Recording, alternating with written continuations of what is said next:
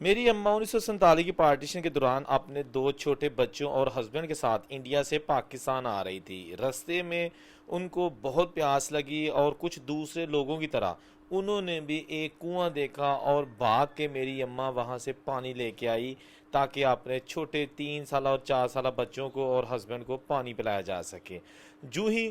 اس ماں نے بچوں کو اور ہسبینڈ کو پانی پلایا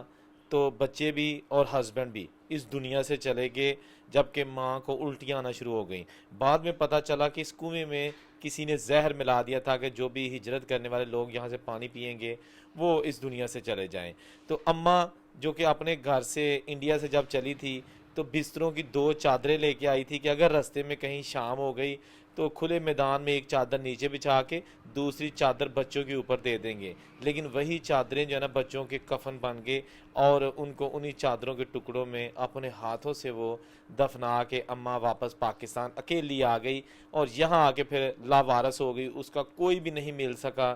کیمپ میں اس کی جو ہے نا کچھ مہینوں بعد